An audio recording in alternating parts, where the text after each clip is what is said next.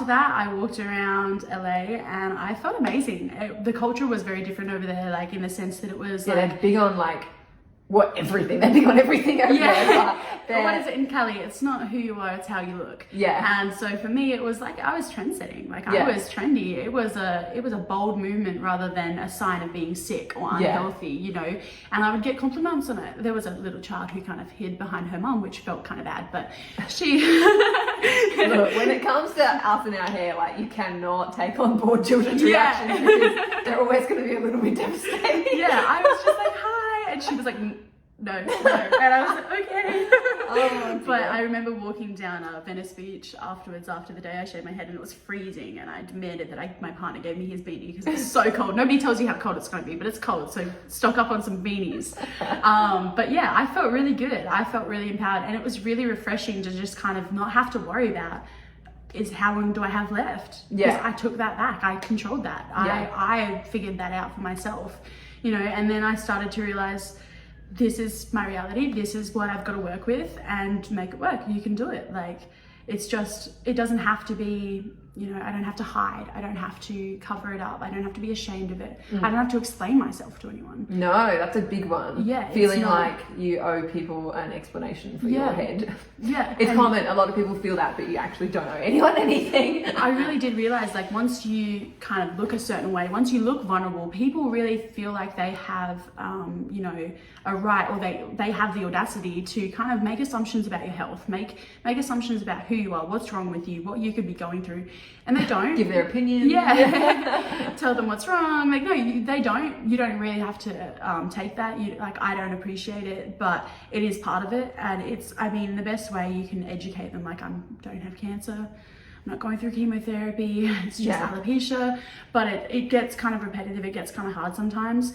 But it's all part of the journey. It's all part of it, because in the end, like, if you embrace it, if I feel like the days where I feel okay with it, the days where I feel like I rock it, are the days where people don't usually have anything to say apart from good things. Yes, you know? because they always reciprocate your energy. Yeah, definitely. Not always. We'll talk about that later, because sometimes, no matter how you're feeling and how you're rocking your energy, like, whatever. Yeah, some people just have some shit to say, and sometimes you just be like, okay. But most of the times you're better off when you're out there just rocking it, like feeling it, then you're going to get a better response generally. Definitely. But now, can I ask a question? Because I know that I don't know what the timeline looked like, but I know there was a point where it was really difficult to accept where you were at, I guess. Was it when you came home?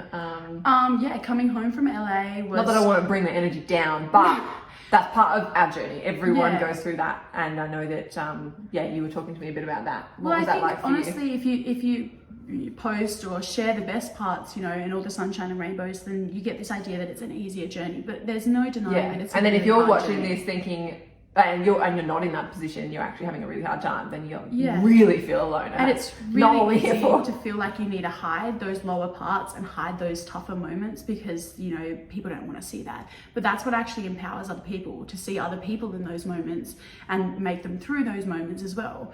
You know, so I came home from LA, and like I said, in Cali, it was just like, it was a trend-setting movement. It was a cool thing to have my buzz cut, you know, and nobody really looked twice at me like I could be sick. And I come home, I just felt like I was, everyone was staring at me, you know. People would ask me if I was sick. People would ask me if I had cancer, how far along I was in my treatment. You know, I had people I'd go out with would notice that other people were staring as well. And it was just like, all eyes were constantly on me, but not in the light that they were. Yeah, not in the like, wow, she's so cool way. Not in that way at all. You've gotten used to. Yeah. You thought, wow, this whole like losing your hair thing is not so bad. Definitely. And it just felt really, really defeating, in the sense that, you know, I can't go and live in America. So I was here, and it didn't feel as accepting as it was there. But I was still I'd already done it. I'd already shaved my head. Yeah, it's just done. Yeah. You probably felt like it was a bit of a step back for you, because you'd like gotten to this point of feeling so confident, and then all of a sudden you were questioning all of that. Yeah, definitely. And I feel like it was also a little bit like I was starting to get used to it, and like used to the like the looks that I would get over there, and then I come home and it's completely changed, and it's like, oh, do I regret doing this? Should I get a wig? Should I always wear my wigs? Should I cover up? And I think I probably spent about 6 months in big hoodies and beanies. You know, I moved back to my hometown and I didn't really leave. I didn't really go very many places, partly thanks to COVID as well, but it was just kind of like a hiding stage for me. It was kind of like once the, I guess, honeymoon phase wore off of like, yeah, I did this. That like it was high of, it was like I took back the control, and then I was like, yeah, but now I don't have any hair. And it was just kind of like dealing with that. Not having hair every day. Yeah. Like it's not just the cool thing you do once. Yeah, it wasn't just like, all right, this is a cool haircut, but it will grow back, because it wasn't growing back. It was, this is it now. And dealing with that, coming to that realization that that was kind of the reality that I was facing, and that was what I was going to be in day out, with all the added kind of staring, with all the added judgment, was really hard. And yeah, like I said, like I hid for quite a while. I covered myself up for quite a while. I felt more comfortable if people couldn't really see me or my head. And then I got to a point where I was like, I got stuff to do. I got things that I need to do. I got places that I need to go, and I don't want to hide anymore. I don't want to be, you know, not accepting this, because this is me. And if this is going to be my reality, I'm not getting out of it anytime soon. I've got to do the shit that I want to do, you know, and that meant moving back up to Adelaide, going to university. You know, it meant getting out more. It meant really kind of owning what was given to me, you know, and what I looked like, this new me. And I guess that's a whole other conversation, this whole old me, new me sense of two different people, and they really clashed within me. You know, they really kind of, I felt like I couldn't let go of her, but I couldn't really accept me. And it was just this whole journey of realizing that they're not really two different people. They really are the same people. My capabilities aren't any different. My personality is not any different. It's just a lot of people's view that has changed. Yeah. And once I kind of accepted that, you know, I'm not any less capable. I'm not a different person. I got out more, and I was like, okay, people stare. Have a great day. I hope you go home and question, like, you know, your stereotypical female, the idea of femininity in your own head. I want you to, you know, look at me and not make sense. It doesn't make sense to you, but it makes sense to me. I want you to wonder why you see me in a different way without hair, and what hair means to you. Did you find that with people that you knew, that people saw you differently? Oh, definitely. I think, you know, my parents adjusting to, you know, me going overseas and then coming home without any hair. That was a big thing. My sister was really accepting, and she was honestly the best, because she told me, you haven't changed at all. You're still the same person, and you're still just as beautiful. And it was really comforting to hear that. And she has 4 little babies of her own, and obviously, like, children have the most to say, and they were just kind of like, and they have the least filter. Yeah, they do, but they were wonderful. They were like, you're still pretty. Like, that's so cute. And like, a child, you know it's true. Yeah, definitely. They can't lie. Out of the mouth of a babe, and they can't lie. And like, they would see someone, like, if they saw a bald person on, you know, YouTube or the TV or whatever, they're like, look, Auntie Raid, like, look, and I'm like, that's me. You know, they were really supportive, and that's where I moved back to. And honestly, having their love and support through that time really helped me, because you know, like, to be told that you had changed, or to be told that you were different, or you just looked so different, that wasn't really what I needed to hear at that time. I know, I have mirrors. Yeah, thank you. I'm aware. Look at myself. Actually, like, oh my god, what? I changed. I don't have hair anymore. Thank you for telling me. I never knew. I have to go home and sort this out. Yeah, literally, it's got to be done about this. But I guess it really got to the point where I realized that, you know, I can't let everything else stop. I can't let the rest of my life stop just so I can, you know, hide more. I've got to do the things I've got to do, and it's just another thing that I've got to take in my stride. And I think the hardest part's been realizing that I don't really have a problem with it. A lot of other people have a problem with it. And then taking on that energy, kind of feeling like that's your responsibility to make other people comfortable. It's not. I got to the point where I realized, like, if someone else is uncomfortable because of my head, that's their problem. That's definitely their problem. That's literally on them. Like, I'm comfortable. I'm cold sometimes, but I'm comfortable.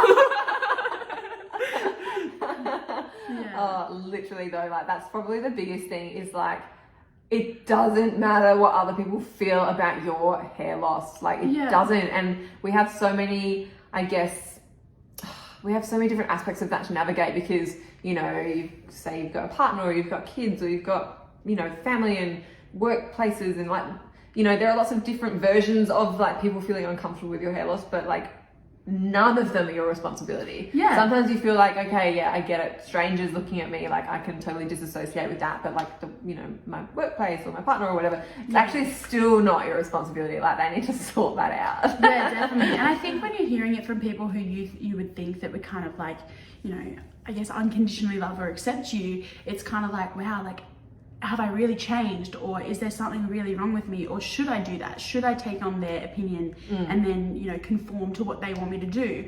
But it's whatever you're comfortable with. If that's not what you want, then don't do that, because you're just giving them the power, you know. And if you've taken the step to, you know, shave your head, or even if you've embraced losing your hair and you're getting to the point where I'm at now, or you're still in the journey, like that power is yours. You own that. You don't need to give that to anyone else to kind of determine what you need to look like or how you need to look to be acceptable. You know, just the way you are is acceptable. It's perfect. Like exactly no matter where that is, like, you know, whether you're halfway through your journey and there's no final destination for anyone. Like obviously there's nothing else that you or I could lose in terms of hair loss. We kind of have completed that aspect. We like defeated the boss level. We definitely like made it to the very top of that ladder. We win. We beat you. Potentially. And yeah, like your journey, like no one's journey ends. Like you could, as you were going through, like kind of come and go, so whatever it was. Alopecia is a law unto itself. It's going to do whatever it wants, and you can either be at the mercy of it or you can take the control back. And that doesn't have to be by shaving your head, by the way. Like that's not, we're not here to tell everyone to shave their head. That can be just being totally comfortable with how you look regardless of what your hair is doing. It can be like rocking your thinning hair. It can be wearing wigs. It can be wearing toppers. It can be not like whatever. It doesn't have to be the same for everyone. Whatever stage you are, whatever part of your journey that you're on, you need to learn to like love and accept at that point, because there's no point in, you know, regretting or wishing it was anything else. It just is what it is. You know, and you can't let it stop the rest of life. There's so much more to it than just hair. And it can feel like the most important thing, don't get me wrong. Like there were days where I didn't go out when I was losing my hair. There were days when I didn't go out once I'd lost my hair. There was cancelled plans. There was meltdowns. Like there's so many tough parts. My hair won't sit right, you know, but it's just like there is so much more that there needs to be done, that you can do, that you can explore, people you can meet, things that you can go and do, than, you know, worry about what it is and what is not. Exactly. I love that. Thank you for sharing your journey. It's obviously different for everyone, and that's an epic version, that's an epic hair loss situation to go through. Obviously, extreme, we're extreme here, we like extreme. But yeah, thank you so much for sharing it, because it just, oh my gosh, it just helps so much. It was massively key in my journey to fully accepting like who I am and just like not caring anymore. Was connecting with others and like hearing other people's stories and just having that community there, even if you're like not heaps in contact with other people. Like if you can find other people to be in contact with on Instagram locally, like whatever it is, like do it. It's so good to just know other people personally, but even just actually just listening to other people's stories, even if you don't know anyone else yet. We connected through social media like probably within the last year or so. We only met like 2 weeks ago. Like only a few weeks ago. But it makes all the difference in the world just to know that you're understood, just to know that you're heard, and you don't have to explain yourself in a certain way that you would with anyone else. And it's not really to put a divide between, you know, people with or without hair. Us and them. It's just more it's just more like some people won't understand, no matter how much you try to put it out there. Some people won't, and for someone to, you know, get what you're going through, to share the same story, to share those same experiences, it's a comfort that you won't really find somewhere else. You know, definitely. And also to know that, you know, there is the bad times as well. Like it's not always like just like you can see the best parts of it and you can focus on those best parts of it, and I would recommend that you do. But it's also acknowledging those harder moments, acknowledging those tougher moments, and realizing that going through those are what get you to the good moments. Yeah, so true. Thank you so much for sharing. I'm so excited to delve into some more aspects of your journey and our journeys, and we will see you in the next video. Bye.